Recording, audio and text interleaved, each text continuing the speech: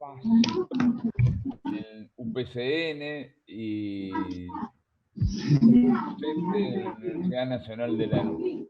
Así que cuando vos quieras, Mariano, empezamos. Bueno, Hugo, bueno, le voy a pedir a los compañeros que apaguen el audio, así el micrófono, así podemos avanzar tranquilos. Bueno, la idea de hoy era complementar un poco lo que lo que se había visto en la escuela con Isia Recalde en cuanto a leer el modelo y el desafío que se había planteado en el grupo, como para ir entrando a los textos propios de lo que se denomina la doctrina o el pensamiento justicialista. Nosotros lo que tratamos de hacer en esta charla, lo que trato de armarle y aportar a ustedes es, si se puede dentro de lo posible, mostrarles o contarles cuáles son los conceptos fundamentales de esta doctrina, elevada doctrina nacional, por la identidad que tiene con nuestra cultura y con el ser de nuestra comunidad. Decimos entonces que lo que vamos a hacer en la charla es ir trabajando algunos conceptos fundamentales para después poder entrar tranquilos o de una manera más didáctica a los textos escritos y que conforman lo que nosotros denominamos doctrina nacional. Un poco es eso, es una especie de guía de conceptos para luego tener las herramientas necesarias o ampliar un poco el diccionario, el glosario, para poder manejarse cómodo con la lectura de la obra de Perón. Esto como punto de partida, ¿no? Después de esto está la acción política, que es la actualización y la prédica sobre esto. Bueno, a ver, arranquemos. Perón define a la doctrina como exposiciones sintéticas de grandes líneas de orientación. Esta definición de doctrina hasta acá, obviamente sigue la definición que da Perón, pero lo que nosotros entendemos que esta doctrina, que son exposiciones sintéticas, son grandes líneas de orientación para el pueblo, para el gobierno, para el Estado, que pueden tener dos rumbos totalmente opuestos. Se puede generar una doctrina de carácter nacional o se puede generar una doctrina de carácter antinacional y colonialista. En este sentido, nosotros esto lo hacemos a través de lo que Perón define en el modelo. ¿Cuándo estamos frente a una doctrina nacional? Bueno, un poco como dice Fermín Chávez y un poco también como lo dice Perón en el modelo, la doctrina nacional se construye de abajo hacia arriba. Es decir, es el sustrato de la comunidad, sus valores, sus vivencias, sus experiencias, el sentir de lo justo y de lo injusto. Todo ese magma de elementos que conforman el nomos de una comunidad, el ethos de una comunidad, es la fuente nutritiva para la formulación de la doctrina nacional. Es decir, la doctrina nacional abreva en ese tejido comunitario y traduce en palabras y en hechos de gobierno esa expresión, diríamos, ética, esa expresión cultural, esa expresión profunda de la comunidad a la cual intenta expresar. Es decir, la doctrina nacional sería la formulación de esa nación como entidad de cultura. Por eso, acá fíjense que en el cuadro nosotros siempre ponemos la flecha ascendente, ¿no? Es desde abajo, desde la comunidad hacia arriba. La doctora Rojas Paz, filósofa, plantea que este proceso es un proceso ético-ontológico, lo llama. Porque precisamente atiende y entiende que hay un ethos de esa comunidad, hay un ser de esa comunidad, hay una forma de ser en el mundo que tiene nuestra comunidad nacional. Y lo que hace la doctrina es formularla y dotar de herramientas al gobierno y al Estado para poder cumplirlas. Pero eso existe antes de la formulación de la doctrina, es preexistente a la doctrina nacional. Lo que el justicialismo, lo que el peronismo formula en la historia de la Argentina es el proceso más alto de autoconciencia en este sentido, tanto de formulación teórica como de praxis política. Entonces, acá tenemos una primera definición importante. La doctrina es una síntesis y son grandes líneas de orientación. Pero esa doctrina puede ser nacional o antinacional. La doctrina nacional lleva este camino. Es un camino ascendente, decimos. Desde el suelo, desde la geografía a las instituciones. Este es un primer camino, que es el camino más virtuoso y que tiene que ver con el bien común y demás. Ahora, por otro lado, Perón lo denomina como línea colonialista anglosajona.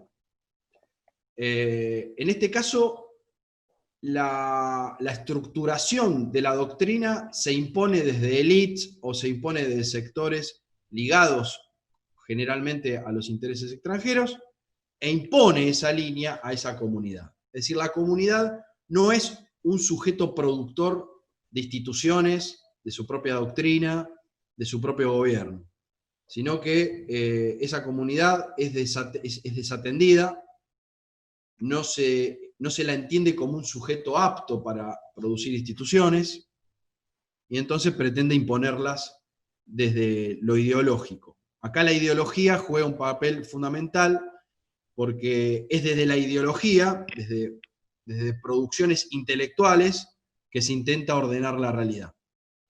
En este caso, es la realidad cultural e histórica que se hace y se formula en doctrina.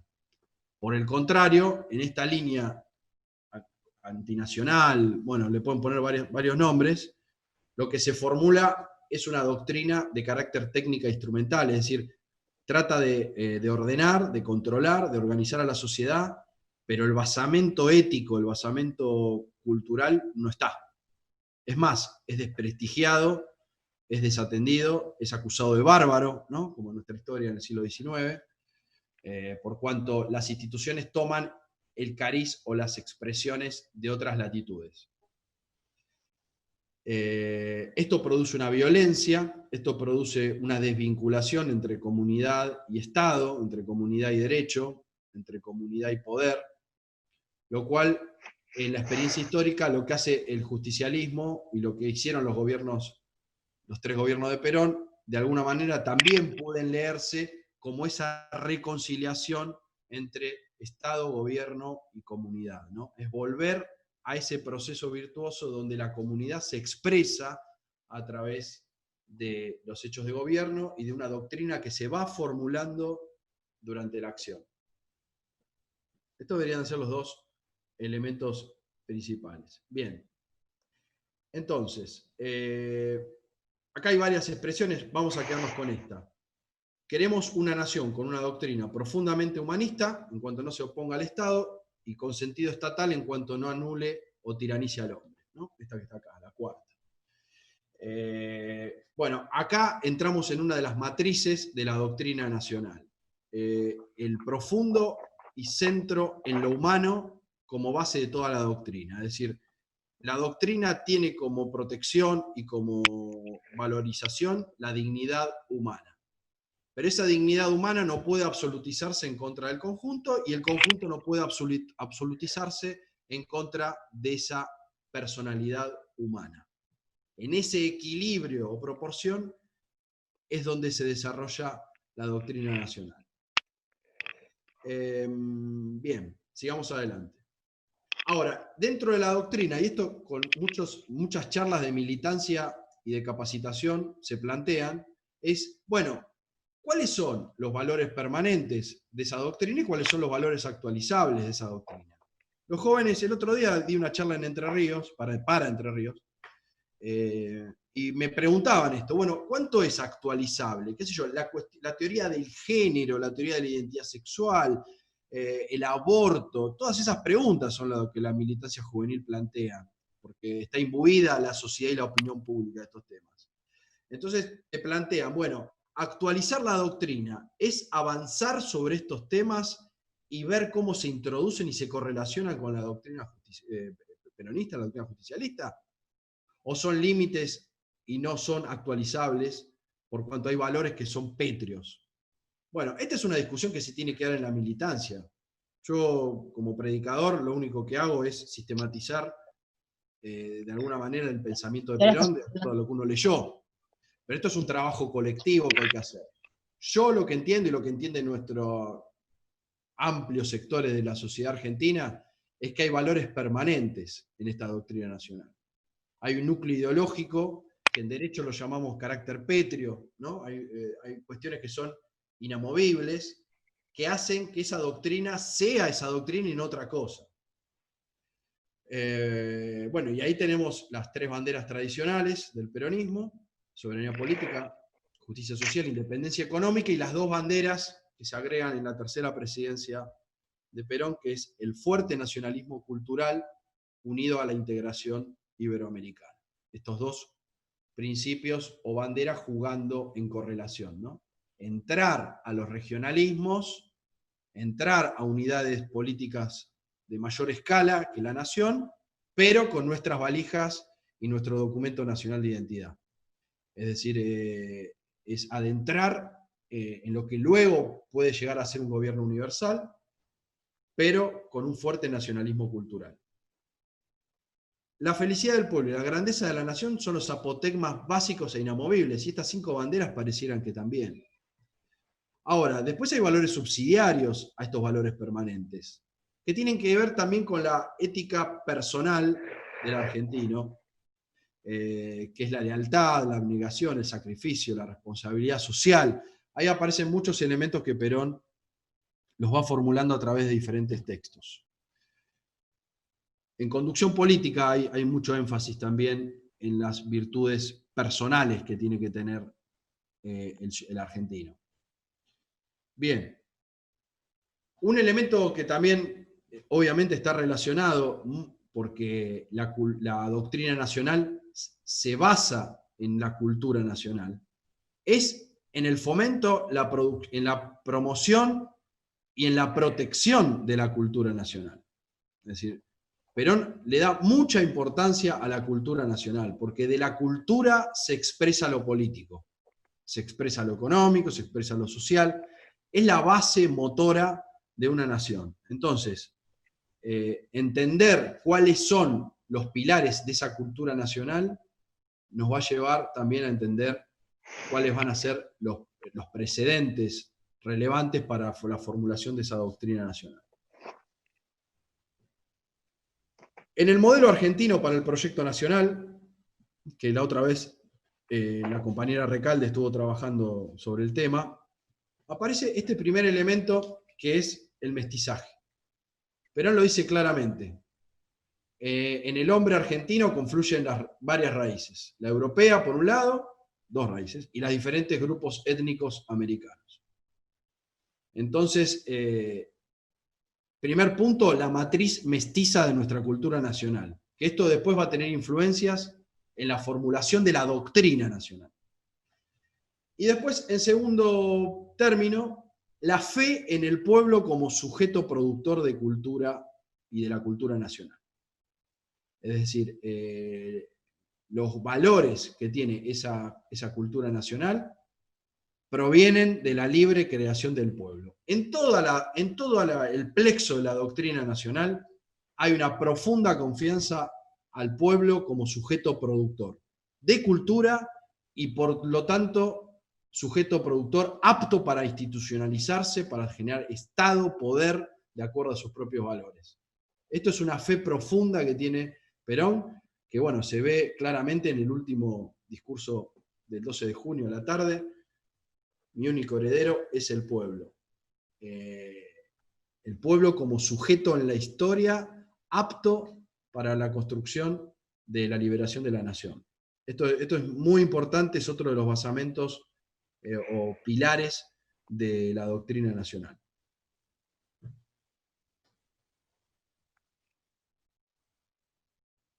En el segundo plan quinquenal, en la ley 14.184, el peronismo da una especie el gobierno define de alguna manera cuál es la doctrina nacional, y lo dice de esta manera, dice: defínese como doctrina nacional adoptada por el pueblo argentino, la doctrina peronista o justicialismo tiene como finalidad suprema, ahí aparecen los dos valores fundamentales, felicidad del pueblo y grandeza de la nación. No hay no hay un pueblo feliz sino una nación que se realice libremente, y no hay una nación que se realice libremente si el pueblo no lo hace en forma correlativa. Y los instrumentos para esto son la justicia social, la independencia económica y la soberanía política. Y acá aparece también la matriz filosófica de la tercera posición, que es esta armonización de los valores materiales con los valores espirituales y los derechos del individuo con los derechos de la sociedad. Es decir, lo material con lo espiritual en un equilibrio armónico, y los derechos del individuo con los derechos de la sociedad, también procurando ese equilibrio o esa armonía. Es acá donde el desafío enorme que tiene la doctrina nacional, porque no se inclina hacia un materialismo, sea liberal o colectivista, y tampoco se inclina hacia una espiritualidad abstracta, sino que es una verdad encarnada que procura un equilibrio. O sea, busca la ruta más difícil, pero en esa ruta está la verdad, o estaría la sabiduría de la doctrina. Precisamente en este enorme desafío de conciliar opuestos, ¿no es cierto? Bien, por eso acá nosotros siempre cuando damos comunidad organizada damos este gráfico para los compañeros del territorio, que es como una cruz. Es decir, habría en sentido marechaliano también de esto del término vertical y del sentido horizontal, ¿no? El sentido vertical es la creencia en que la persona humana es un sujeto trascendente con espíritu y que está llamado a esa realización trascendente. Acá está muy clara que la doctrina nacional tiene un apoyo sustantivo en la religión, en la visión cristiana. Es decir, el sujeto no es cuerpo solamente, sino es dignidad, es espíritu, es trascendencia. Pero al mismo tiempo, esa vertical debe estar acompañada de un ejercicio horizontal de distribución justa de bienes materiales que tienen que ver con la justicia social. Es decir, el ejercicio de la justicia social se plantea en este plano de lo horizontal. Pero este plano de lo horizontal es lo que garantiza la realización de la persona en su plano trascendente. Este equilibrio de coordenadas es también lo que podemos denominar como base fundamental de la tercera posición y de la doctrina nacional, por lo tanto. Hay muchos que se quedan con esta parte, con la distribución justa de bienes materiales. Pareciera que el justicialismo, la visión doctrinaria, sostiene solamente un plano distributivo de bienes. Y no es así. La distribución de los bienes materiales, el ejercicio de la justicia social, está llamada siempre a la recuperación y a la salvación de la persona, del ser humano. Es profundamente humanista y profundamente cristiano la doctrina nacional. Y se ve claramente en estos dos planos. Es cristiano en este sentido vertical y es profundamente humanista en este sentido horizontal de las cosas. Pero no hay que absolutizar ninguno de estos dos polos tampoco. Seguramente ustedes deben estar pensando en algunas facciones dentro del movimiento, de lo que fue el movimiento histórico, que le pusieron mayor énfasis a un sentido o a otro sentido. Pero creemos que el equilibrio y en la clave de la armonía y de la proporción está la virtud de la doctrina nacional. Por eso lo argentino en este sentido se recorta fuertemente de otras tradiciones nacionales. Lo argentino aparece con una fuerte impronta de base religiosa, pero también con un fuerte condimento republicano y con un fuerte condimento nacional en sus bases. O sea, es una combinación de cosas.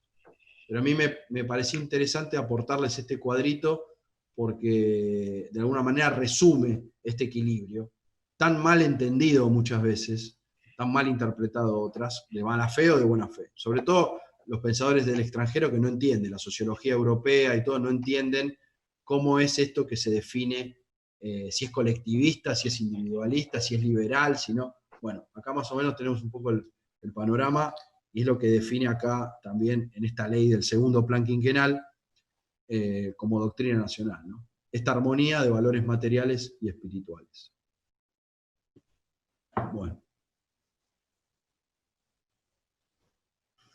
Bueno, acá están un poco las virtudes que Perón plantea. Esto está sacado de doctrina peronista, del libro y del modelo argentino. ¿Cuáles son las virtudes, podríamos llamar las virtudes cardinales de la doctrina nacional? Bueno, ahí aparece el amor primero, el orden, la colaboración social, la armonía, el equilibrio y la justicia social. Amor en el sentido más profundo de la palabra, el amor en el sentido cristiano. El amor es el desear el bien al prójimo, y es regocijarse en los actos justos y no en la impiedad. Acá también aparece San Pablo, bueno, aparece toda la tradición católica más fuerte en cuanto al amor. El amor es la virtud de las virtudes. Sin amor no soy nada, dice San Pablo. Y el peronismo sin amor tampoco es nada. Termina siendo unas fórmulas vacías, fórmulas institucionales. La profunda confianza al pueblo como sujeto productor de esa cultura nacional y de esa doctrina subyace un sentido amoroso hacia ese pueblo. El pueblo se merece ser parte de la historia de la humanidad. Muchas veces con Hugo, en los cursos de capacitación que él nos daba y los compañeros que nos daban, siempre nos decían, cuando un pueblo pierde su causa por la cual vivir y morir, desaparece. O sea, no necesariamente vamos a llegar al fin de los tiempos como argentinos si no entendemos cuál es nuestra doctrina, para qué vivir y morir en colectivo y en conjunto. Y acá se juega una de las bases de la doctrina nacional. Evita, en la Escuela Superior Peronista, decía, el peronismo es amor y justicia. Yo creo que es una definición muy importante, porque es la clave espiritual del amor, pero también es la clave concreta de la distribución de los bienes materiales que, por ser humano, yo merezco. Por eso aparece primero el amor, el orden. En el orden también podríamos asociarlo a organización. El concepto de organización es muy importante en la doctrina nacional. Sin un orden, la comunidad no se realiza. Sin funciones específicas que remitan a una función fundamental, que es la supervivencia de esa nación, no hay comunidad. El sentido de colaboración social tiene que ver precisamente con romper el sentido de lucha de clases o de lucha de facciones dentro de la comunidad. Es un concepto colaborativo hacia el sentido de un bien común. Acá también aparece un sentido cristiano del bien común. Y después aparece la armonía y el equilibrio, que son dos aportes que Perón hace desde la filosofía clásica griega, donde la armonía y el equilibrio son virtudes propias de lo existente y de la naturaleza. Es decir, a través de la armonía y del equilibrio puedo llegar a conciliar contrarios dentro de una misma polis o ciudad. Y esto Perón lo tiene muy claro, porque es lo que hablamos antes de la cruz o de los opuestos. El peronismo se resuelve en esta armonía y en este equilibrio. Se resuelve en estas proporciones, en la proporcionalidad. ¿Se acuerdan la famosa frase, todo en su medida y armoniosamente? Tiene que ver con esto, con este sentido de proporcionalidad y de que ninguna parte afecte al todo. Y que el todo no afecta a ninguna de las partes, podríamos decir de una visión tomista. Y después, precisamente, tenemos la justicia social, como una subespecie de justicia distributiva, inventada por los jesuitas, traída después por la doctrina social de la Iglesia y formulada por Perón como una de las banderas básicas y que le da nombre al movimiento también, que es el justicialismo. Ya vamos a ir entrando un poco, si nos da el tiempo, en la justicia social. ¿Vamos bien hasta ahora? No sé si es mucho o poco. Bueno. Perfecto, adelante. Gracias, Hugo. Pues es raro esto, es como que estás en radio solo, estás hablándole a un micrófono, es raro. Acordate Bueno, cuando hacía Megafón. claro, sí, me hace acordar cuando hacíamos la radio ahí en Patricio. Bueno, esto también, la doctrina nacional, teniendo claro cuál es la doctrina nacional y cuáles son lo que liga esa doctrina nacional con esa identidad cultural, con ese ethos de esa comunidad, con ese nomos de esa comunidad, podemos entonces afirmar que hay subespecies dentro de esa doctrina nacional, hay aplicaciones o planos de esa doctrina nacional, que bueno, esto está en las 20 verdades y también debe ser objeto de prédica de la militancia en los barrios y todo, porque es muy claro y muy didáctico, ¿no es cierto? En el plano político es este equilibrio entre la persona y la comunidad, en el plano social es la justicia social y en el plano económico este concepto de economía social, de poner el capital al servicio del hombre y no el hombre al servicio del capital, ¿no? Con toda la profundidad y densidad que tiene todo esto. Pero bueno, estamos haciendo como una navegación por los conceptos fundamentales. Después cada uno de los compañeros o compañeras puede profundizar y ver. Esto tiene muchísimas connotaciones. Acá falta, por ejemplo, la doctrina nacional en el plano de la defensa, en el plano de las relaciones internacionales, en el plano de lo geopolítico también, ¿no? Donde Perón plantea la centralidad de la Antártida y de las Islas Malvinas como el asunto magno. Es decir, tiene muchísimas, dispara hacia todos los fenómenos o quehaceres de una comunidad. Muy bien. Después cuando uno dice, bueno, esto también aparece mucho en las charlas de capacitación, dice, bueno, ¿por dónde empezamos? ¿Por dónde arrancamos con Perón? ¿Por dónde arrancamos con la doctrina? Bueno, no, yo siguiendo en consonancia con lo que se dijo con la compañera Recalde y con lo que se viene trabajando en la Escuela de Resurgir, empezamos con el modelo argentino del Proyecto Nacional, ¿no? El modelo argentino para el Proyecto Nacional. Porque nos parece que es la síntesis más sistematizada de todo lo que es la doctrina nacional. Y también es la última actualización, ¿no? Amén de algunas actualizaciones que en algunos aspectos creemos nosotros que el Papa Francisco está haciendo. Pero bueno, eso hay que leerlo entre líneas y trabajarlo en forma analítica. Pero podríamos arrancar con el modelo argentino del Proyecto Nacional. Ahora, la fuente del modelo la podemos encontrar en el discurso de cierre del Congreso Nacional de Filosofía del 49. Ahí podemos ir al texto, podemos ir a los trabajos hechos sobre la comunidad organizada, los trabajos de Podetti, los trabajos de Armando Porati, de Vuela, de Ana Colotti. Hay muchísimos autores que trabajaron el concepto de comunidad organizada y ensayaron teóricamente algunas opiniones. Después tenemos la Constitución Nacional del 49 también. Ahí también tenemos reflejado, plasmado los valores de la doctrina nacional. Después tenemos el texto de conducción política, aquellas clases que Perón daba en la Escuela Superior Peronista, ahí en la calle Maipú. Las 6, 7 clases que llegó a dar están sistematizadas en este libro titulado Conducción Política.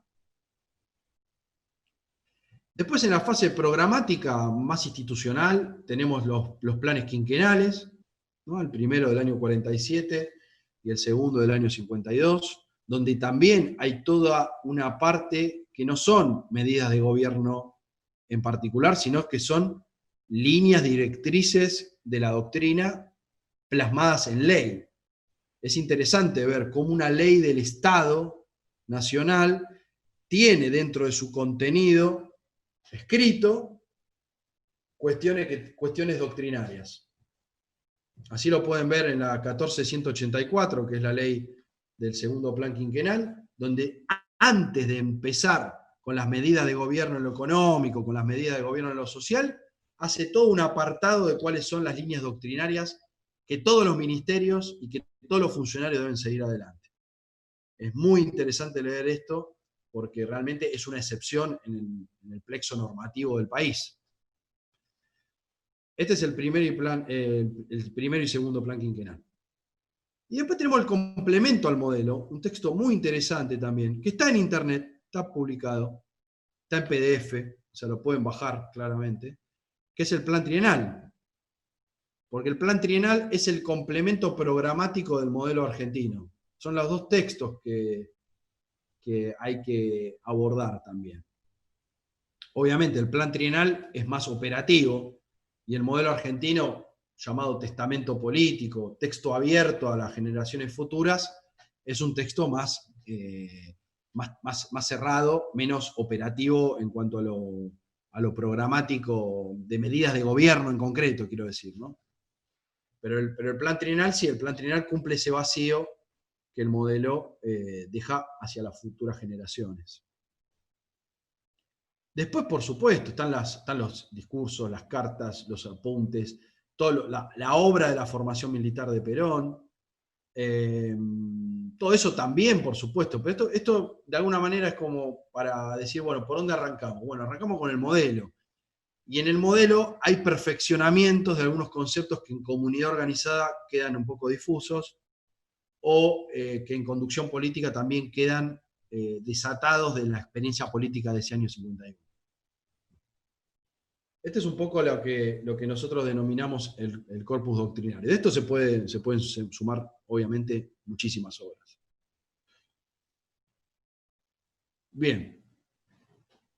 Recién decíamos que la doctrina son líneas de orientación de carácter sintético, y Perón le agrega que encierran en sí numerosos problemas, dice.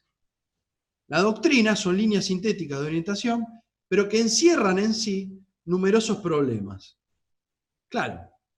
Es decir, vamos a un ejemplo claro de esto. Si en doctrina, por ejemplo, decimos que la independencia económica es una de las bases de la doctrina nacional, pequeños problemas reúne. Es decir, hay infinitas complejidades para que esa independencia económica pueda realizarse. Por eso Perón dice, dentro de la doctrina encierra innumerables problemas, dice.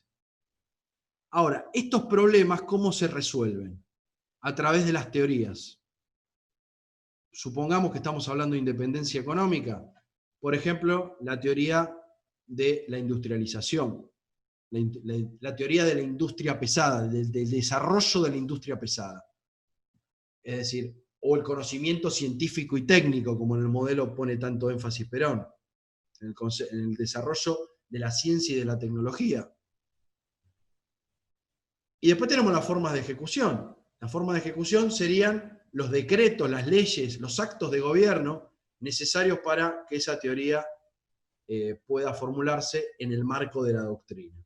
Son los tres niveles donde la doctrina nacional se despliega. Se despliega en un plano doctrinario, apotegmas, principios.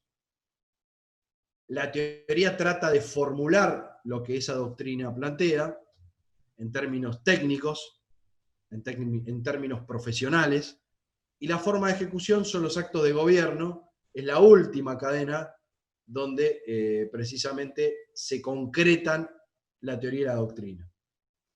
En el caso de Perón, en esto lo plantea como que la doctrina es planteada por Perón, la teoría son los cuadros auxiliares, o sea, la doctrina es la conducción. La teoría la desarrollan los cuadros auxiliares, sobre todo los sectores universitarios, los sectores ligados a las ciencias. Y la forma de ejecución son los hechos de gobierno, es la gestión gubernamental en los diferentes niveles. O sea, en esto también Perón plantea, siempre lo plantea como que es un todo de acción.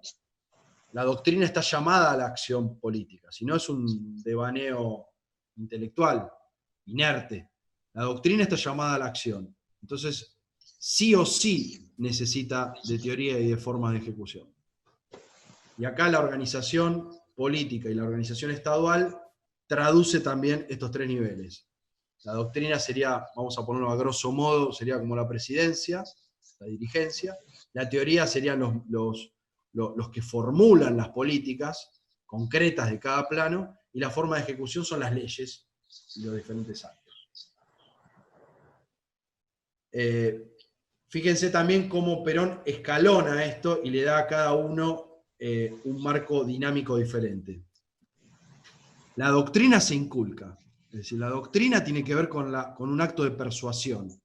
Casi yo diría de conversión espiritual y mental de la persona. Porque el andamiaje de mediaciones entre la identidad cultural muchas veces y el sujeto argentino requiere de una fuerte persuasión y de una fuerte sensibilidad, sea en el barrio, sea en la universidad, sea en la fábrica, donde fuere.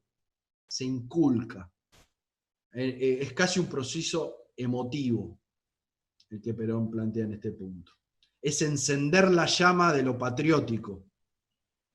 Y en esto no hay demasiadas herramientas. Esto tiene que ver con lo afectivo, con la mirada directa, con entender el alma humana, con conocer el alma de los argentinos y tratar de entrar. La teoría no, la teoría se aprende en una facultad, se aprende en una universidad, es un oficio. Tiene que ver con lo racional, no ya con lo emotivo o intuitivo como en el primer plano. Y después Perón lo dice claramente, dice, ¿qué es la ejecución? Es la realización de la teoría con la mística de la doctrina. Es unir en el campo de la acción estos dos planos. Esto es un gobierno justicialista o un gobierno que aplica una doctrina nacional. Son estos tres planos que todo el tiempo están jugando.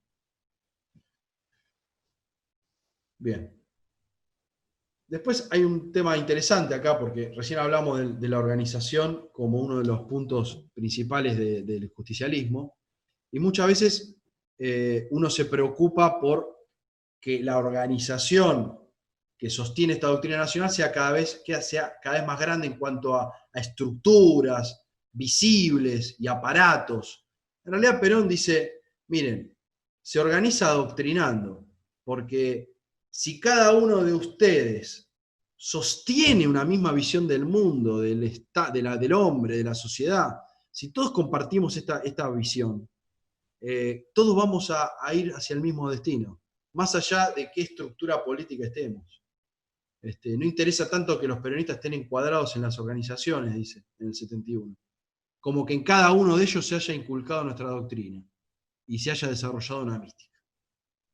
Usted fíjese la importancia que le da a la doctrina. Él sabe que la política se va a complejizar y que la doctrina y la opinión hacen a la victoria en la arena política. Por eso dice, a una doctrina solo se la puede vencer con una doctrina mejor. Hay que prepararse para la discusión, hay que prepararse para el debate, porque si no se pierde esta lucha. Pero es una lucha doctrinaria, es una lucha de ideas en un punto. Obviamente llamada siempre a la acción, pero no hay que perder de plano esta idea de que este corpus doctrinario hay que ir avanzando hacia su instalación y hacia su prédica en el conjunto. Bien. Acá entramos también a un tema interesante que es el realismo. Esta doctrina nacional es profundamente realista.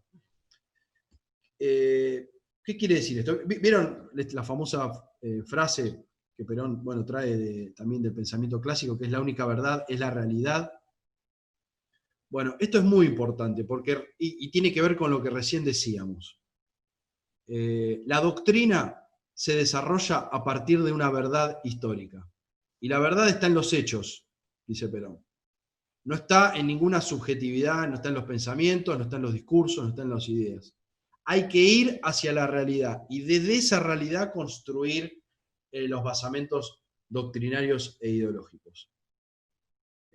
La realidad manda y subordina al sujeto que organiza doctrinariamente a la nación. No es al revés. En esto Perón es un pensamiento clásico que nada tiene que ver con el iluminismo, nada tiene que ver con la soberbia de una vanguardia que entiende que tiene la verdad y que debe imponerla hacia abajo. Acá la verdad subyace en la realidad histórica de un pueblo. Lo que nosotros tenemos que hacer es traducirla y revelarla y ponerla en doctrina. Y predicar al conjunto de los que todavía no la comparten. Fíjense qué resumen que hace Perón en el modelo. Esta frase para mí es importantísima, es muy importante, es mucho más clara que todas las palabras que vengo diciendo yo hace más de 40 minutos. Dice, el justicialismo, dice, es el resultado de un conjunto de ideas y valores que no se postulan, se deducen y se obtienen del ser de nuestro propio pueblo. Es decir, yo no lo postulo teóricamente y me enojo con el pueblo porque el pueblo va para otro lado, sino que se deducen de esa cultura y de esa identidad que es previa a la formulación política. Y ahí lo dice claramente, ese ideario es nacional, es social y es cristiano. En estas tres palabras, Perón empieza el modelo con estas tres palabras. Nuestro pueblo es nacional, tiene una visión de la nación, tiene una visión de lo social en el marco de una visión cristiana. Y es todo al mismo tiempo. Esto es muy interesante. Acá también aparece la necesidad que ve Perón de recuperar al hombre argentino. ¿Se acuerdan de esto? Vengo a recuperar al hombre argentino, del último Perón. ¿Por qué? Porque no hay, y esto tiene que ver con una visión también aristotélica, una visión de la polis. No hay ciudad que se realice si no hay hombres que se realicen. Es decir, primero tengo que reconstruir la ética individual. Cuando reconstruyo la ética individual, recién como consecuencia se desarrolla una ética social. Pero no puedo plantear una ética social con un ser humano quebrado, atravesado por el consumismo, atravesado por los factores que lo llevan a un sensualismo berreta, desnacionalizante, estupidizante. O sea, una persona que está por fuera de lo que nosotros denominamos cultura nacional, debemos primero traer o tratar de reconstruir esa ética individual. Esto también es interesante porque si no, uno a veces parece saltearse elementos. Lo que habría que ver es, si Perón en el año 73 planteaba, vengo a reconstruir al hombre, habría que ver hoy, con los factores del consumismo, de la tecnología y la disociación entre las propias personas de una comunidad, ¿qué plantearía Perón hoy? Ese es un buen interrogante. ¿O qué gravedad tendría que esa recuperación de la persona? O esa necesidad de recuperación. Bien. Acá también hay una cuestión terminológica que nos parece interesante, porque muchas veces esto se confunde o no se entiende bien. Perón habla de comunidad, y sobre esa comunidad muchas veces se erige la sociedad política. Pero hay una diferencia sustancial entre comunidad y sociedad. La doctrina nacional intenta hablar de comunidad, porque la comunidad es la común unión histórica, tradicional, ancestral, desde los orígenes de nuestro país y de nuestra región, de nuestro continente, de nuestro sujeto iberoamericano y argentino dentro de lo iberoamericano. Es una común unión de valores. Ahora, esa comunidad está compuesta por personas. Si yo refiero a la comunidad dentro de los términos de la doctrina, tengo que hablar de personas. Porque la persona es cuerpo y espíritu. Es alma y cuerpo.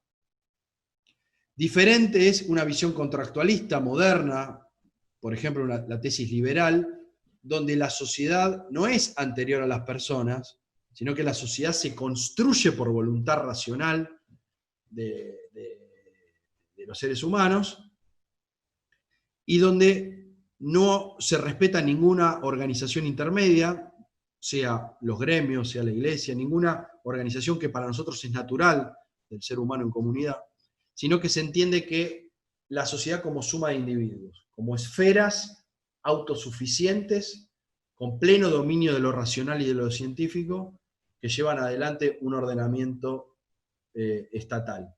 ¿Para qué? Para asegurar la paz social. Es decir, acá aparecen las tesis de Locke, las tesis de Hobbes, ¿no? Esto del hombre es lobo del hombre. Entonces lo que tiene que hacer un Estado es defenderte de las apetencias del otro, ¿no? Si no hay una ley, el otro devoraría mis bienes, mataría, a mi familia, entonces yo lo que necesito es una mediación permanente a través del ejercicio del monopolio de la fuerza por parte de los estados. La verdad que el justicialismo en esto se opone, está en otra vereda totalmente diferente. Es la comunidad la que debe organizarse. El Estado aparece, yo diría, casi de manera subsidiaria frente a la falta de organización de la comunidad, y donde está compuesta por personas, llamadas a una trascendencia. Lejos está de una visión mercantil, de una visión liberal, o de una visión colectivista que insectifica al hombre, como dice Perón, en comunidad organizada. Muy bien. Avanzamos un poco más. Estos son unas palabritas que pone Armando Porati, que son interesantes, el filósofo, cuando dice, Perón lo que plantea cuando dice comunidad, aquello que compartimos, es que es esto, es orgánica, es tradicional, es natural, es precapitalista, es espontánea, está dada por naturaleza y creada por los dioses, decían en Grecia, ¿no? O en la antigüedad. Los dioses crean a la comunidad. La nación argentina existe en el destino del mundo por designio de Dios en algún punto. Ahora está en nosotros construirlo y llegar hasta la plenitud de los tiempos. En cambio, la sociedad es artificial, es mecánica, es calculadora, tiene que ver con este contrato social que yo suscribo por conveniencia, por supervivencia. Bien. Acá también hay un punto que es interesante porque a ese nacionalismo abstracto que en nuestro país había antes del peronismo, Perón subordina el desarrollo de la nación a la realización del pueblo. Es decir, la nación no es un concepto abstracto, sino que, fíjense en el 53, ante la Plaza de Mayo, cuando Perón dice, la fuerza vital de la nación reside en su pueblo. El pueblo es el motor de la nación. La verdadera realidad de la patria está en el pueblo. ¿Vieron ahí? Creo que es cuando dice no son sus campos, no son sus vacas, no. La nación es el pueblo, en algún punto. Es la realidad, es la manifestación, es el fenómeno más claro de una nación.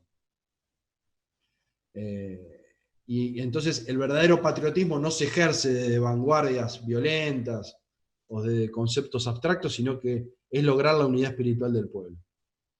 Es decir, acá aparece muy claro, si se quiere, algún tipo de explicación de esto de la grandeza del pueblo, la grandeza de la nación y la felicidad del pueblo, ¿no? El concepto de felicidad del pueblo también tiene raíces aristotélicas, raíces de la filosofía clásica, donde la felicidad es la virtud última que estamos llamados todos. Es la realización del bien individual en el bien colectivo. Este concepto o este despliegue de la personalidad en comunidad es lo que da la verdadera felicidad. Entonces, sujetos que se realizan, personas que se realizan, comunidad que se realiza. Bueno, Bergoglio en este marco de la pandemia, en una de las sermones que dio, dijo, nadie se salva solo, ¿no? Tiene esa profunda visión comunitarista de que el hombre está llamado a vivir en comunidad. Esto en la doctrina nacional está clarísimo desde un principio. Nadie se realiza en una comunidad que no se realiza. Esta correlación de lo personal y lo comunitario, y del pueblo con el concepto de nación.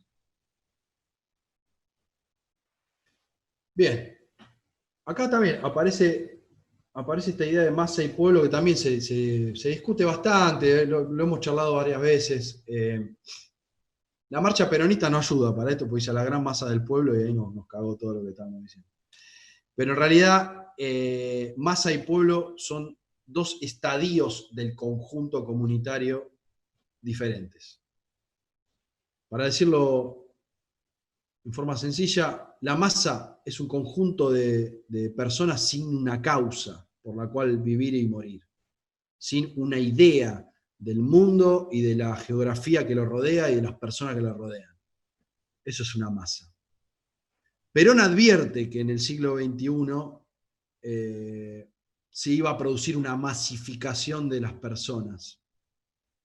Uno cuando ¿vieron? Bueno, ahora no, pero ¿vieron esas maratones que están todos con la camiseta fluorescente de la marca deportiva?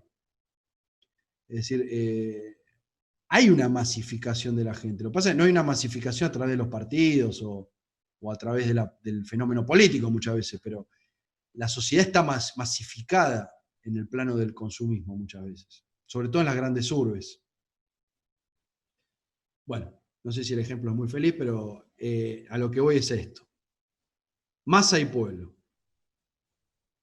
La primera frase, la primera reflexión es de Evita.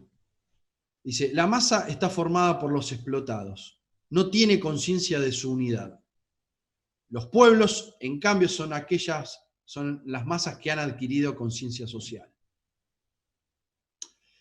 Y acá viene la tarea del encuadramiento. La actividad del encuadramiento político militante es eso, es transformar esa masa, convertirla a través de un proceso orgánico y de encuadramiento a esa masa en pueblo. ¿Y cuándo estamos frente a un pueblo? Cuando es consciente de sus derechos y de sus deberes. Ahí estamos frente a un pueblo. O sea, el pueblo sería como un salto cualitativo que realiza ese conjunto comunitario en su devenir histórico. Uno podría pensar en qué experiencias históricas en el país se generaron procesos de masificación y en qué etapas históricas del país a esa masa se la dignificó y se la llevó hacia un destino trascendente. Ahí está un poco también lo que planteamos en esto de masa y pueblo como parte de la doctrina nacional.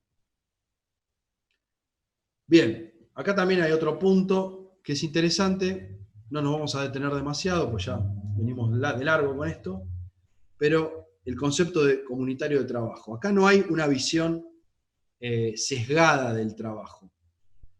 Para el justicialismo, el trabajo es toda aquella persona que desarrolla su oficio, arte o actividad dentro de la comunidad.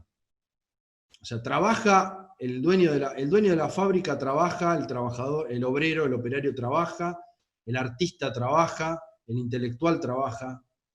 No hay otra clase de hombres que no sean las que trabajan, pero las que trabajan son todas las que desarrollan aportes hacia esa comunidad. Todas. Acá no hay una división entre dueños del capital, dueños de los medios de producción y los que no son dueños de los medios de producción. No hay una visión desde una economicista, sino que es una visión de todos aquellos que aportan en ese sentido.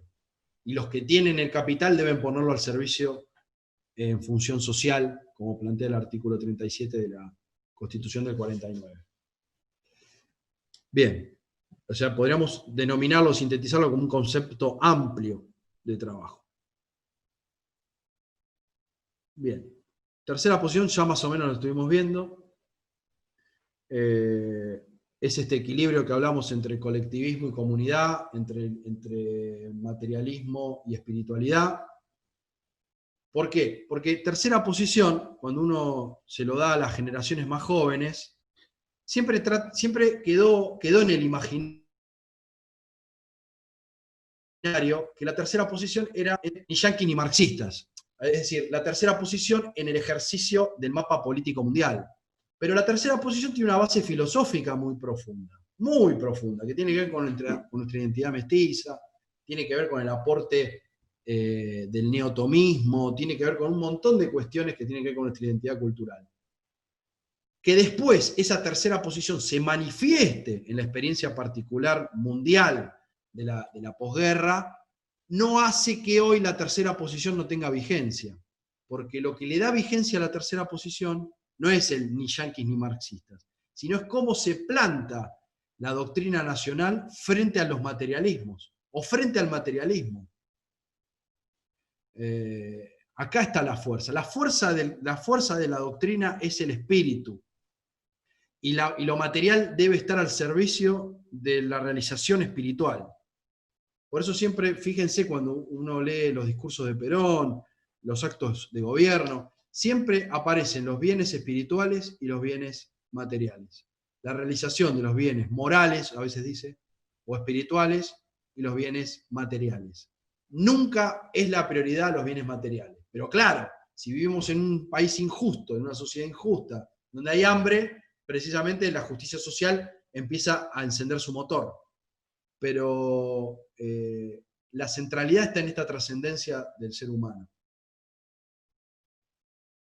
Fíjense el último, este Perón del 50, esto de la apertura de sesiones del año 50, cuando dice: se superan las concepciones materialistas, exaltando los valores del espíritu, asignando al hombre una dignidad superior, aspirando que logre sus altos destinos en una sociedad organizada con justicia. Fíjense, hasta la sociedad es al servicio de la realización de esa persona.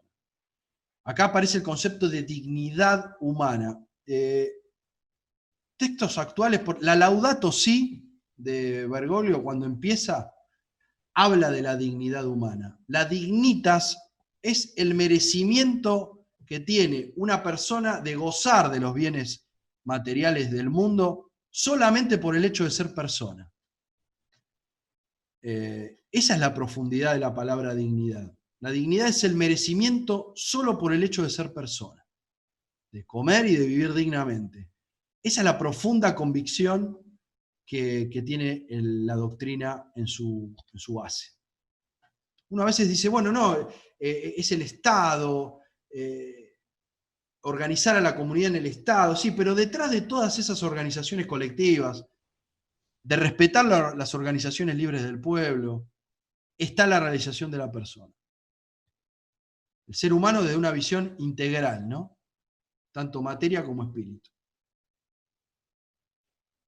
Bueno, después también, cuando uno aborda estos textos, sobre todo el modelo, aparece una visión que tiene que ver con la evolución. Perón comparte una idea de evolución en la historia. O sea, Perón hace filosofía de la historia, trata de entender cuáles son las leyes que rigen el destino de lo humano en la historia, ¿no?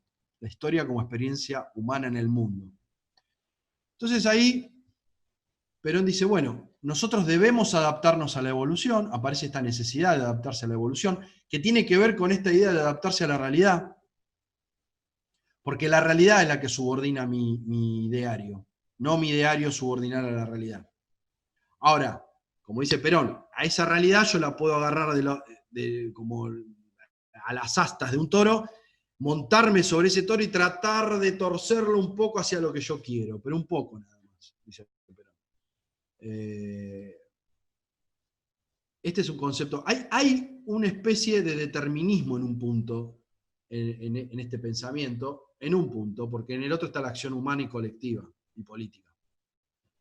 Fíjense, estas son las leyes de la historia que Perón plantea. Dice, hay una evolución en el ser humano que pasa desde las primeras organizaciones, clan, tribu, polis, estados-nación, estados continentales, gobierno universal. Son todas escalas que se van dando temporalmente. Vamos hacia organizaciones de mayor escala. Pero frente a este desarrollo de los pueblos, que debería ser natural en la historia, existen las oligarquías, existen sectores que detienen y atrasan, Perón dice, actúan como diques al desarrollo y a la evolución de los pueblos en la historia. Y ahí aparecen los factores del coloniaje, el aislacionismo, ¿no? Lo que atrasa. Atrasa en el cumplimiento de ese destino.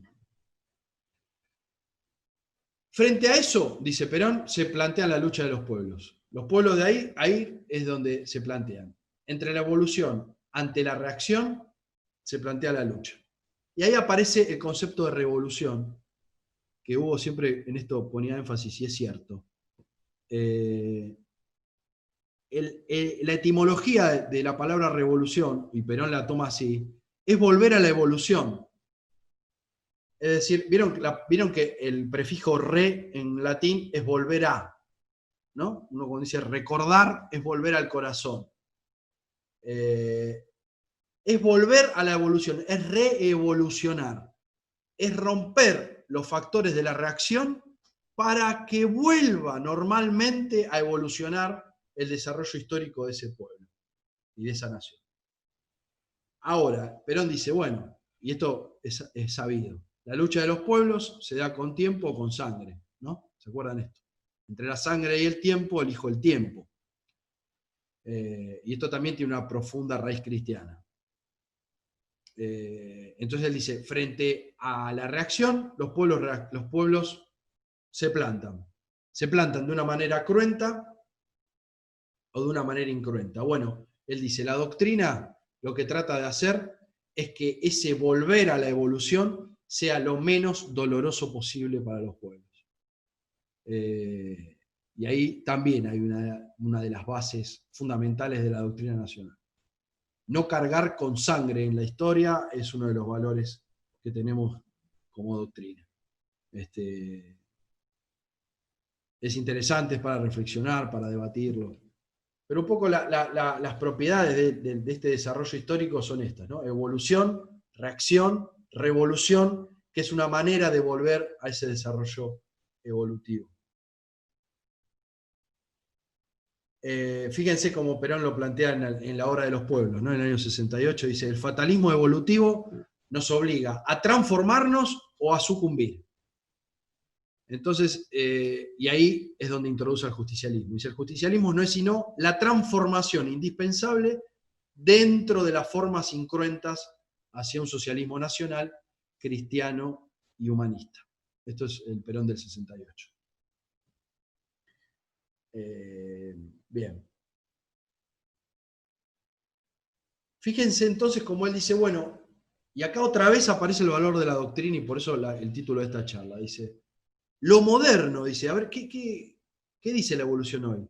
Las nuevas formas impuestas por la evolución es esto, es una idea transformada en doctrina. Esto los liberales lo tienen clarísimo. Lo hacen a través de las universidades, lo hacen a través de los medios de comunicación. Esto ellos lo tienen muy claro, nosotros a veces no lo tenemos tan claro. Es una idea transformada en doctrina. Doctrina, estamos hablando de prédica, de persuasión, de síntesis. Hecha ideología, que luego el pueblo impregna con una mística.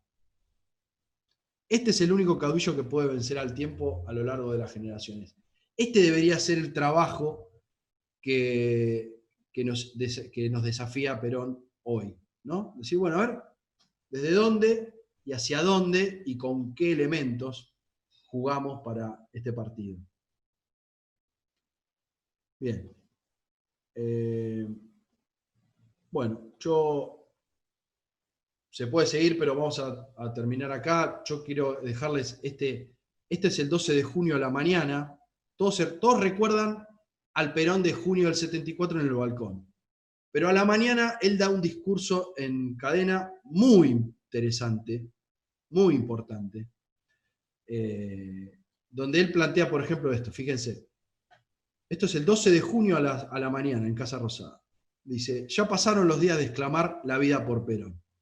Vivimos momentos en que es indispensable demostrar en hechos sinceros y fehacientes que estamos dispuestos a servir al objetivo común de todos los argentinos.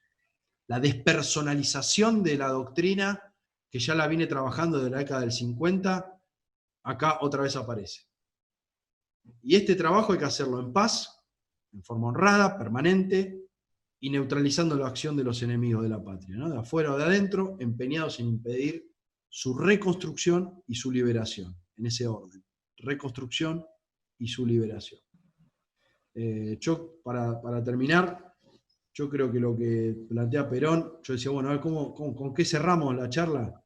Yo creo que lo que hace la doctrina nacional es devolver la fe a la Argentina, ¿no? La fe en lo individual, en lo colectivo, en lo familiar también. La familia como base de la organización comunitaria.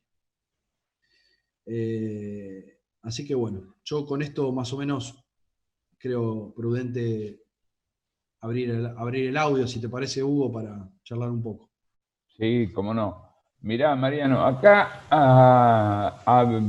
hay algunas preguntas que han hecho a través del chat. Son más de actualidad, ¿no? Dice, por ejemplo, Osvaldo dice, ¿cómo ve o explica los 5 valores permanentes de la doctrina nacional en la actualidad, en los últimos años? Sí. Tiene más que ver con lo actual, ¿no? Pero, Claro. ¿cómo lo ves? Yo te digo la verdad, creo que esas respuestas hay que darlas con un mate. Ahora el mate no se sabe qué va a pasar con el mate, pero hay que darlas en conjunto, yo creo. Yo puedo dar alguna apreciación.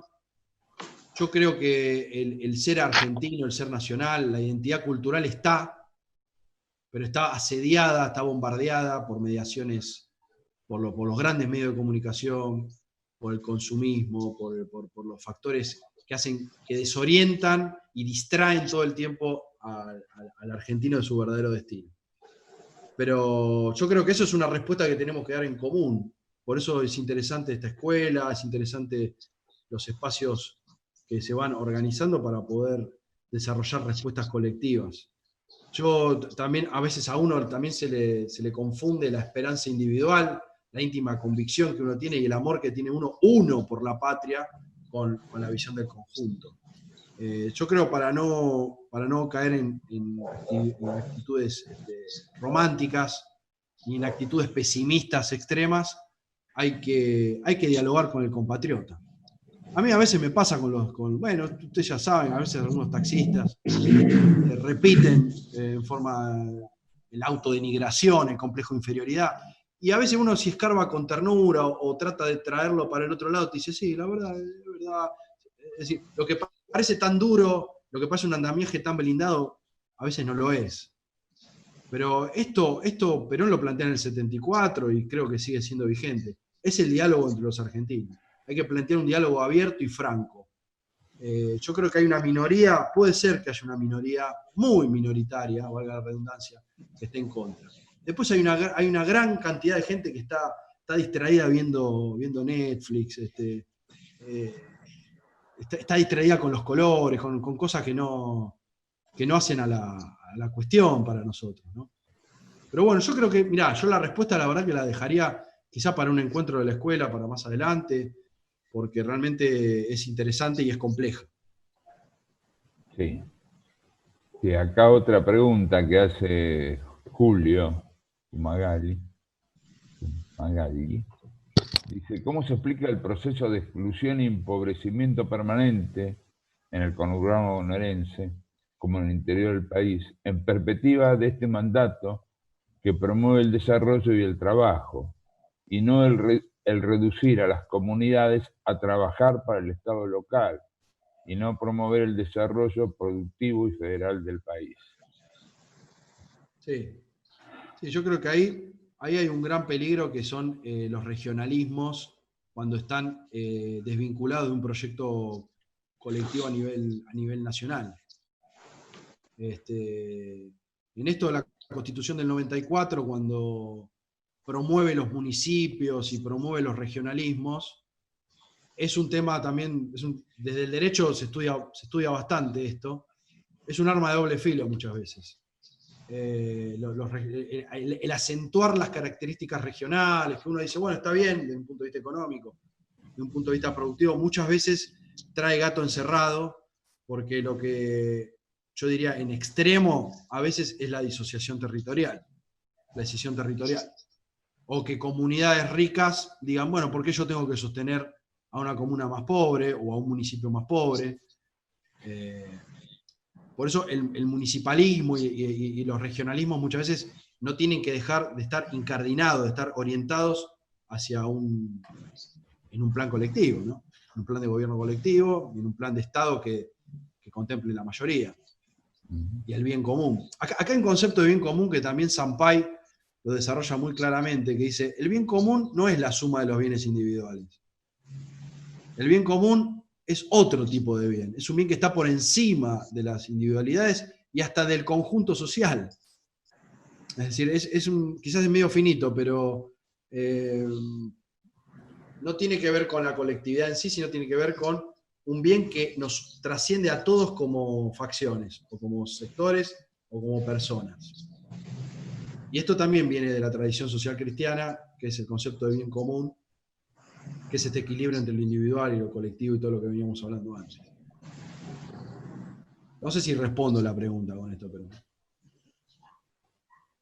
Sí, el tema de la importancia del proyecto nacional creo que es clave como para poner el norte y alinear al conjunto. Sí, uno de los aportes que tiene el modelo, que uno cuando... Primero, el modelo es el texto menos conocido del justicialismo, o del peronismo. Cuando uno lo da a los compañeros, yo hace poco lo di en Entre Ríos, y los compañeros se quedan...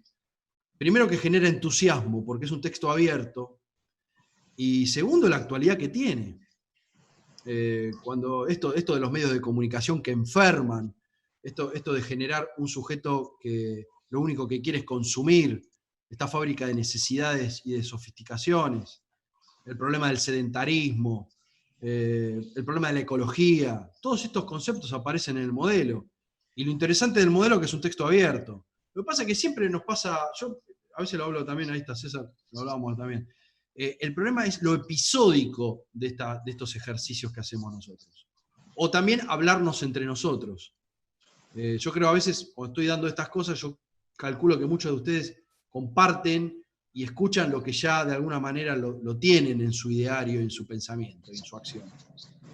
Lo que tenemos que pensar es cómo salir de estas islas y poder generar realmente un ejercicio metódico que realmente recupere a toda una generación.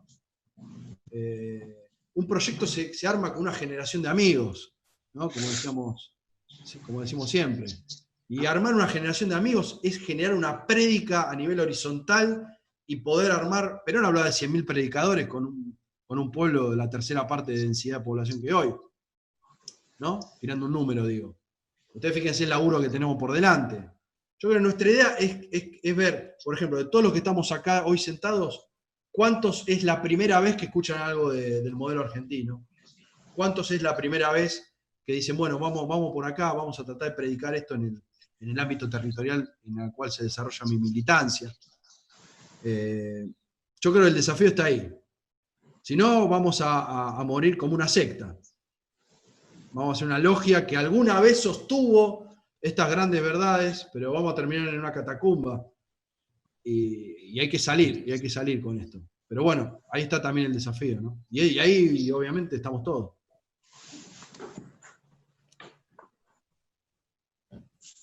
No sé si hay otra pregunta o algo. Sí, hay varias preguntas más. No te vamos a dejar ir con los chicos. A las 20 te dejamos ir con los pibes. Después me viene la factura de esto. Sí. Dice Hernán Pérez, pregunta, dice, en el tema verdad y realidad, ¿la verdad se impone sobre el sujeto y eso lo termina adoctrinando? Pregunta. No, la subjetividad es parte de esa realidad. Es decir, acá lo que se combate en la doctrina justicialista, con fuertes raíces en el pensamiento clásico, es que el hombre es un sujeto llamado a la realización social, es un animal social, es un animal político. Acá no hay una subjetividad recortada de lo colectivo. Sí hay una defensa del sujeto como ser trascendente, pero acuérdense que, vamos a repetir el apotegma, no hay una comunidad que se realiza, o no hay una persona que se realiza, sino hay una comunidad que lo hace. Entonces no es que al sujeto se le impone esa verdad. Ese sujeto es parte de esa verdad histórica. Lo que hay que hacer es revelarle a veces, o desempolvarle, o sacarle los velos o anteojeras que median entre su verdadera esencia y el destino que está llamado. A veces es más el laburo de sacar las telarañas que de imponer. Acá no se habla de imposición, acá se habla de deducción de una realidad histórica y cultural. Acá hay una idea muy vieja que es el rey poeta, es decir, el príncipe que interpreta y traduce a una sociedad en su más profundo sentimiento, ¿no? Es esta idea de el filósofo rey. es aquel que en los destinos no se corta solo de acuerdo a sus postulados, sino que traduce ese palpitar más profundo de esa sociedad. Es el gran hermeneuta, diríamos. Es el tipo que interpreta los símbolos y signos de esa sociedad y la traduce en institucionalidad. Pero no hay una imposición a lo subjetivo, no, en ningún punto. La Trinidad, dice, excelente adoctrinar desde el modelo. Considero que cabe destacar las 20 verdades como guía o catecismo doctrinario. Me gustaría destacar en esa relación entre la doctrina nacional y el Papa actual. Hay un signo evidente, la universalización de esa doctrina. Cabe realizarla poniendo el gobierno y los dirigentes entre el modelo argentino y la Laudato Si. Sí, yo ahí, sí, para nosotros también, para nuestro grupo, nuestro trabajo, nuestra agrupación también.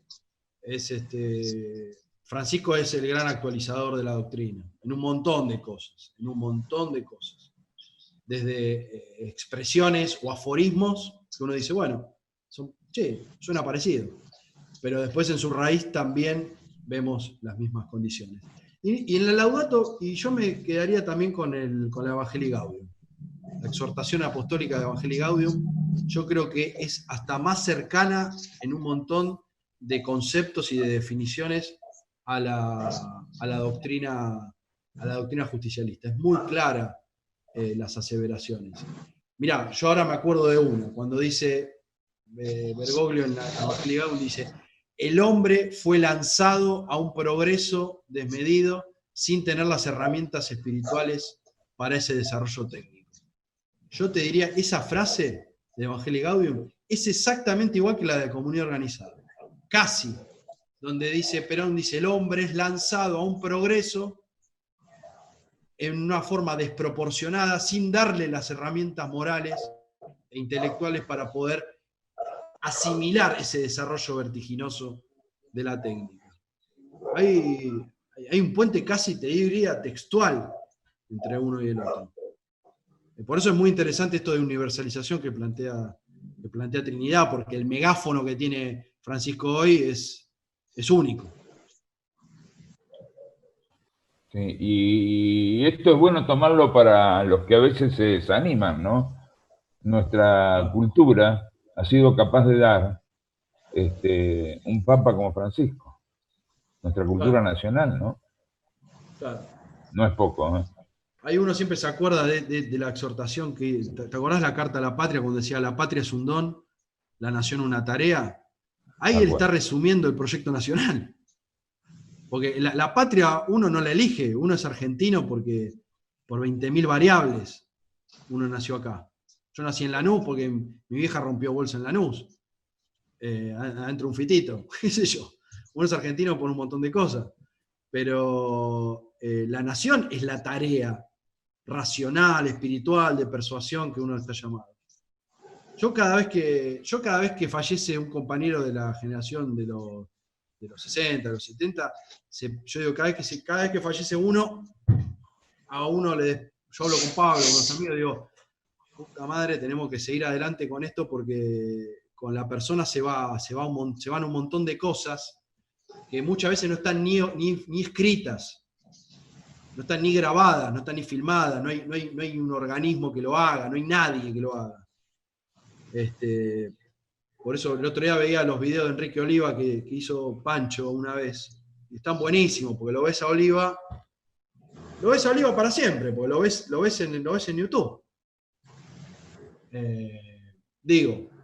Para volver al tema. Es una tarea, claro, es una tarea ciclopia, pero yo creo que vale la pena vivir y morir por esto.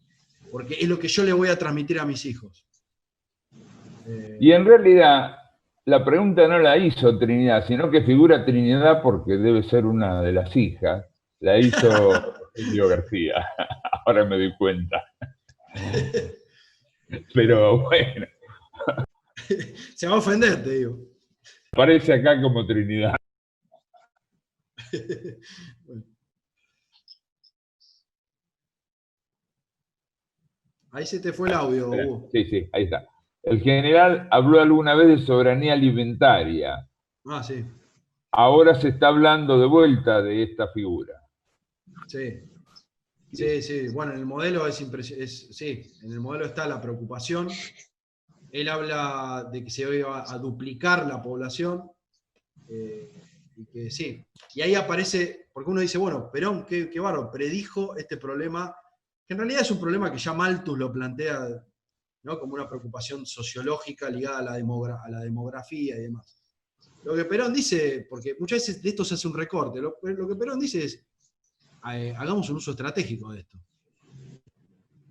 Quien maneja el alimento va a manejar las guerras del futuro. Y lo estamos viviendo eso ya. Sí.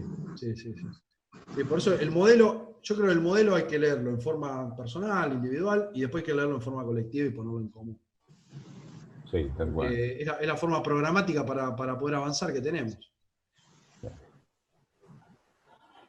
Matías Peralta dice, constructivo análisis, ¿cómo cree que va a ser la evolución del modelo en consecuencia de lo que hablas, en términos de la distracción de cierto sector de la sociedad absorbida por el capitalismo y consumismo? Yo creo que el desafío es enorme, por eso antes yo le decía, si ya en el 73 Perón plantea la reconstrucción del hombre argentino, deberíamos imaginar hoy cuáles son los desafíos. Yo creo que son enormes. Yo creo que el progresismo nos hizo un gran daño también, porque las visiones estas de la socialdemocracia, que muchas veces participan del ideario, lo dicen, no, nosotros somos peronistas, nosotros somos peronistas. Y cuando escarbas un poco te das cuenta que no son peronistas, pero que muchas veces dominan, sesgan la doctrina, la distorsionan,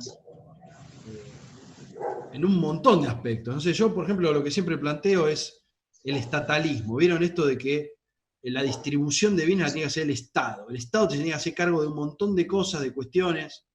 Esto es una visión progresista, es una visión europea. En nuestra visión es la comunidad la que se organiza a través, libremente. Y el Estado subsidiariamente aparece cuando la comunidad no lo puede generar. Y esto hay que discutirlo, porque muchas veces hay un estatalismo, hay una visión estatalista en términos absolutos que no tiene nada que ver con nuestra doctrina. Nosotros somos comunitaristas. Y el Estado aparece subsidiariamente. Ahora, en la necesidad histórica que el Estado deba afrontar, tenga que fabricar, producir, bueno, serán cuestiones de la experiencia histórica, pero no es una cuestión doctrinaria medular la actividad del Estado. Y el Estado tampoco representa al conjunto de la nación en una visión totalitaria. El Estado está al servicio de la comunidad, es un instrumento. Y por eso hay un montón de trabajos para hacer, y sí, el desafío es enorme, para los propios y para afuera, ¿no? Otra pregunta, Osvaldo dice, ¿cómo lograr la felicidad del pueblo con el 30% o más de pobres y la falta de solidaridad colectiva? Sí. En esto era lo que hablábamos antes. Si no hay una garantía socioeconómicas mínimas de supervivencia, no hay realización personal ni comunitaria. Sí, por supuesto. Trinidad, que no es Trinidad, sino que es Rogelio, dice, cuando Perón habla de la familia, hace una invocación que estamos ante un desolador proceso catastrófico, que es la ruptura de lazos espirituales entre los hombres, producto de promover una ideología que ha hecho aislar al hombre del hombre, a la familia de la nación y a la nación del mundo. Sí, realmente comparto plenamente. La doctrina nacional, la doctrina justicialista, lo que plantea es la composición frente a la disociación de todos los elementos. Acá hay una cuestión también interesante que es el Estado justicialista, lo que uno podría decir la comunidad organizada, asume el conflicto como parte de la realidad histórica de los pueblos. No lo trata de resolver en una síntesis, diríamos hegeliana, de una síntesis totalizante. No, el Estado asume porque somos mestizos, nacimos así. Entonces, asume la diferencia. La diferencia no es un problema. ¿Vieron que los anglosajones hablan de tolerancia? De que yo tengo que tolerar al diferente. Nosotros somos en la diferencia. Y el peronismo asume esa complejidad y en un principio de armonía, de equilibrio, de proporcionalidad, hacia una nueva identidad. Pero yo no tengo que tolerar al distinto, yo soy con el distinto. Es decir, y ahí la matriz mestiza se emerge con toda la fuerza. Esta idea de prójimo. Por eso los verdaderos racistas y los verdaderos exclusionistas siempre fueron los anglosajones. Y no la visión hispanoamericana, la visión ibérica, que no tenía ese condimento. El condimento de la mezcla está en el propio sujeto conquistador. Antes de que llegue a América, ya era un sujeto mestizo. Y al llegar a América, vuelve a reproducir esa misma ley. Entonces, estamos signados por él. Yo creo que ahí está la complejidad y la riqueza de la doctrina justicialista. Ahí está la complejidad, el desafío del justicialismo. Es como, en esto, yo soy católico, y para el católico es lo mismo. Es la ruta más difícil. Es la ruta más difícil. Porque es la máxima exigencia a una persona, el catolicismo. Mucho más que el judaísmo y mucho más que las religiones orientales. Porque acá te tenés que salvar vos y tenés que salvar al conjunto, si no vos no te salvás. Pero bueno, ahí nos vamos por otras cosas. No sé, Hugo, si hay algo más.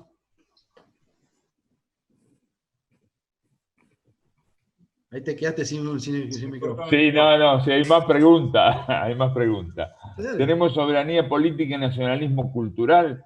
¿No estamos un poco alejados de la doctrina? Pregunta Osvaldo.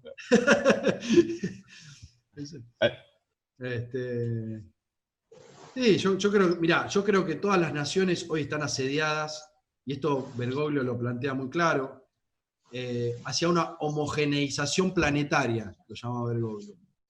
Que no es otra cosa que la globalización en el plano de lo cultural. La reunión se está grabando. Que no es otra cosa que la globalización en el plano de lo cultural. Es decir, las ciudades tienden a uniformarse, los países tienden a uniformarse en sus hábitos de consumo, en sus hábitos culturales. Es decir, por eso me parece que es un desafío para todas aquellas comunidades que se plantean como estados nacionales, hoy ver cómo situarse en esto.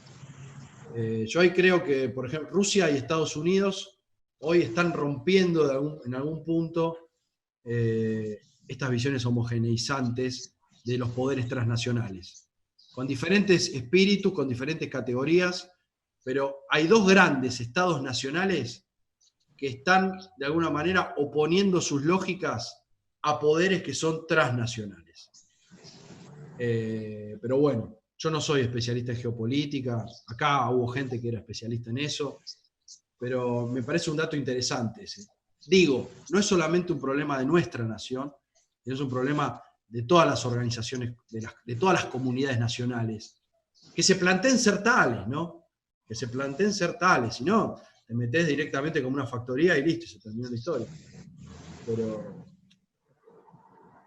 más o menos, no sé si está respondido.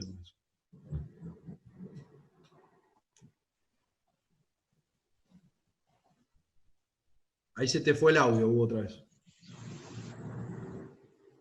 Es que me olvido de reiniciarlo. No es que se me... No sé cómo.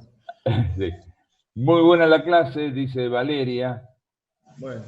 Me recuerda la clase del CBC de la universidad. Vaya a saber cuál. Yo soy docente del CBC. Digo mismo, por eso. El material educativo es muy bueno. Pregunta si tenés algún link donde se pueda consultar estas cosas. Sí. No, pero bueno, pero que se quede en contacto, que vamos pasándole documentos, materiales. Sí, está en contacto. acá dentro de este propio foro hay varias agrupaciones, organizaciones que coadyuvan todas al mismo objetivo. Será cuestión de coordinarlo, Hugo, eso. Sí, tal cual.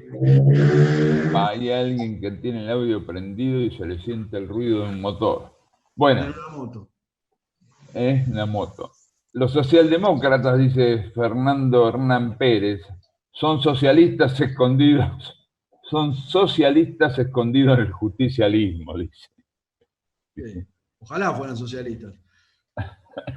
Como Borlengui, como tantos otros. No, pues peor, sí. Yo creo que su profunda matriz es liberal, y es un socialismo de cotillón el que plantea. Nosotros lo vemos muy claramente con la cuestión Malvinas. Ahí está César.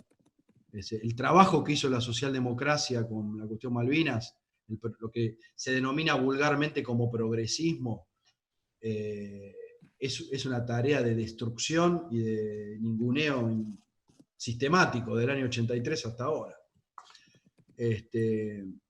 Yo creo que hay un profundo complejo de inferioridad ahí, hay un profundo complejo de autodenigración que dispara para diferentes lugares. Es no creer, no tener la convicción de que como argentino somos una nación en el mundo. No, hay una desesperanza y una resignación. Y un desprecio absoluto por lo popular. Desprecio absoluto, que lo comparten con los nacionalistas extremos del otro lado, ¿no? Muchas veces. Que no entienden el fenómeno de lo popular. Ahí también. Pero bueno, es una cuestión también para trabajar. Sí, tal cual. Justamente César dice, hoy son soldaditos del Imperio Internacional del Dinero. Sí, sí, está claro. No sé ustedes, compañeros, compañeras, qué pensarán con las últimas medidas del gobierno de Estados Unidos, o cómo se planta Rusia también. Pero hay colisiones dentro de la cabeza de Goliat. Hay lógicas encontradas ahí. No estoy hablando de que unos sean buenos, otros sean malos, como discutíamos la otra vez con un compañero. No estoy defendiendo en ningún punto al gobierno de Estados Unidos, pero sí que hay lógicas y formas de construir que tienen que ver con un despliegue en el ámbito de lo nacional y de atender a las necesidades de ese Estado-nación, y hay otras lógicas que tienen que ver con el lucro, con la sinarquía, con el poder mundial. Trump, Que más hoy parecido a Perón. Yo creo que están en la mesa. Trump creo que ha demostrado una nueva versión del peronismo aplicado en los Estados Unidos, dándole la voz a los que no tienen voz y resignificando el valor del trabajo para dignificar a la persona. Sí, la repatriación de capitales y el fomento del trabajo del norteamericano medio, que había quedado totalmente desplazado por el poder financiero de Wall Street, fue la base de votación de Trump. Después habrá análisis que hacer, elementos que jugar, pero sí hay claramente, bueno, hay medidas concretas. Le quitó el apoyo a la OMS. Y la OMS hoy es financiada por Bill Gates como primer financiero, y después por China. Hay un tablero que se está moviendo. Ahora, para analizarlo, ahí están también los especialistas que tienen su palabra más autorizada que yo en esto, la verdad. Pero bueno, está bueno reflexionarlo entre todos. Ahí se te fue el audio de vuelta. No, ahí está. Fernando dice, carecen de virtudes a mi entender de religión y orden. El ejemplo es la Santa Fe socialista. Nunca pudieron imponer el orden.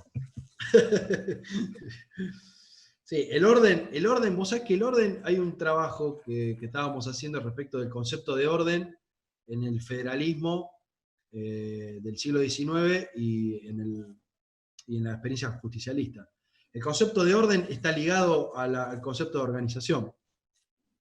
Orden es que cada actor dentro de la comunidad desarrolle su destino en su función específica y en su función general. Ordenar significa eso. Ordenar no es reprimir, ordenar no es aplastar, sino que ordenar es articular los sistemas y los órganos del cuerpo social destinados a un objetivo común, que debe ser la liberación. Por eso Bueno, ahí hay otra palabra que le hace muchas cosquillas al progresismo, le produce alergia, que es el orden. Uno dice, orden, ¿no? Orden es conservadurismo, empiezan todo, un montón de ismos aparecen ahí. Pero el orden es la posibilidad de la comunidad para poder realizarse. Y esto se ve en el gobierno de Quiroga, en Cuyo, se ve en el gobierno de Rosas, se ve en la planificación de San Martín, y se ve en Perón, como la máxima institucionalización de esto del orden en el sentido de planificar, organizarse en un objetivo y cumplirlo.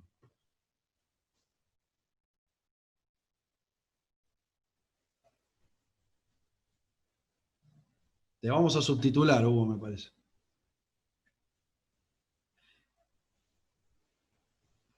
No se te escucha. Se te fue el audio. Me olvido de prenderlo. A una doctrina se la vence que una doctrina es mejor a nivel de la teoría también. A una teoría se la vence con una teoría mejor. El peronismo, dice, tiene un desarrollo teórico superador a todo el nivel teórico, neoliberal o neomarxista. Esto lo dice Rogelio. Sí, absolutamente. Por eso cuando uno plantea la tercera posición, que eso también es un equívoco entre la militancia, que lo plantean como un punto medio. Y no es un punto medio, es la superación de los dos materialismos. Y eso se ve hoy claramente. ¿Qué otra respuesta hay a nivel global que no sea esta doctrina? Dígame qué otra doctrina hay hoy imperando en el mundo que uno diga, bueno, la verdad, che, que es superadora del justicialismo. No sé, yo creo que no hay. Acá recuerda Rogelio que el encuadramiento, tengo vos, sí, aportó una nueva psicología para oponer a toda la ideología de género. Bueno, Sí. sería interesante desempolvar esos papeles y traerlos, porque a veces nos faltan palabras a nosotros. Sí, él hizo una exposición muy buena hace unos cuatro sí, clases. no pude estar, pero sí supe que estaba. Sí, está, igual tenemos ahí un canal de YouTube que hemos subido todo y vamos a subir esta también. Excelente la exposición, dice. El orden es adoctrinar, dice. Entendamos, el orden impuesto no es orden, es dictadura. Adoctrinar no es ordenar. Sí, esa primera atomización que hace el liberalismo, negando las asociaciones intermedias que la Constitución del 49 las pone, sindicato, gremio, iglesia, club, pongámoslo así, club social, sindicato, iglesia y gremios, corporaciones profesionales, digo. Esa primera atomización, yo creo que hay una espiral de esa atomización del siglo XVIII, XIX, que hoy llega, si bien al principio fue por las asociaciones intermedias, después fue por la familia, y hoy va por la persona corpórea. Hoy va por la propia realidad física de la persona. Yo creo que hoy estamos ante un desafío donde ya directamente la deshumanización lleva a una realidad virtual. Es decir, la realidad virtual sería como un cuarto escalón en este proceso de atomización y de disolución de lo humano en la historia. Es realmente, en términos teológicos diríamos que es demoníaco. Pero bueno, eso dejémoslo para otra charla. Fernando, dice, el mundo se maneja entre las corrientes liberales, socialdemócratas y comunistas, ejemplo, China, Vietnam, etcétera, pero no llega a ninguna corriente a aglutinar religión, patria, comunidad, solidaridad con el otro. Sí, Perón en el modelo, viste que termina, él lo que empieza a advertir es cómo los extremos se empiezan a juntar en el modelo. Viste que al final del modelo él dice, los colectivismos van hacia economías mixtas y los liberalismos van hacia economías más planificadas. Él advierte esta ley de encuentro, y China es la experiencia en los últimos años de este acercamiento de lo liberal con lo colectivista y de lo colectivista con lo liberal, ¿no? Este cruzamiento. Él llega a advertir esto en el 74. Habría que seguir estudiándolo. Pero, bueno, más o menos quería aportar eso, porque me había quedado eso en el tintero de algunas cosas que también queríamos acercar por ahí.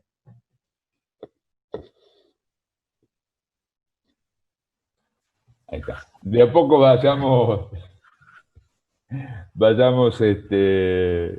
poniendo la cámara, así tomamos la foto, esto que nos permite. Vos no toques nada a Trinidad porque tenés cámara, ¿eh? Te veo ahí manipulando los botones. Paso un par de cuestiones mientras tanto. Hemos comenzado una tarea, como una especie de tarea práctica de trabajo práctico, de lo que venimos planteando en la escuela. Y es la necesidad de generar una corriente de opinión para lograr de que en el país se constituya un Consejo Nacional pospandemia. ¿Sí? Es un modo de plantearnos un pensamiento estratégico e impulsar ese pensamiento estratégico, ¿no? Nos decía un par de clases atrás, otro expositor, Bota, nos decía, si nosotros no nos pensamos, no nos planificamos, otros nos van a planificar. ¿Sí? Y en la Argentina ha desaparecido el pensamiento estratégico. ¿Sí? La política se ha transformado en una cuestión de lucha, una cuestión agonal. Ha perdido el carácter arquitectónico. Y conmovido frente a esto decíamos, bueno, comencemos una tarea de impulsar una corriente de opinión en ese sentido, ¿no? A ver a dónde llegamos. Bueno, esto es una invitación a los compañeros que nos quieran dar una mano. Hemos elaborado un primer texto sencillo para recoger las adhesiones y también las negativas, ver cuáles son los límites de la propuesta, ¿no? Esto me parece importante comentarlo. Y lo otro es que el viernes que viene va a ser la última clase, va a estar Fernández Pardo para cerrar el ciclo, y va a hablar acerca de las corrientes políticas tradicionales en el siglo XXI, ¿no? ¿Qué influencia tienen todavía hoy las corrientes políticas tradicionales de la Argentina, el peronismo y el radicalismo, si es que tienen alguna influencia en este siglo, ¿no? Esta va a ser la última clase. Bueno, voy a ir sacando la foto. He aprendido cómo se hace. A ver, acá. Bueno, me Miralo parece al Hugo. ¿Eh? Míralo al Hugo. A ver. Imprimir página, me dijeron. Voy a ver. Ah, ya sé. Perfecto. Ahí me salió una. Y... Sí, ahí estamos. Bueno, ya logré sacar la foto. Bueno, gracias a todos, les agradezco a todos. Muy amable, gracias Mariano. Gracias. Y cariño a los chicos. Gracias, Mariano. Ahora voy hacia allí. Muchas gracias, Mariano. Muchas gracias, Mariano. Saludos a la familia. Muchas gracias. Abrazo grande, Mariano. Abrazo, Hugo, y a todos. Gracias, César. Gracias a todos. Un beso. Feliz Día del Padre. La Trinidad es Perón, Evita y el pueblo. Ah.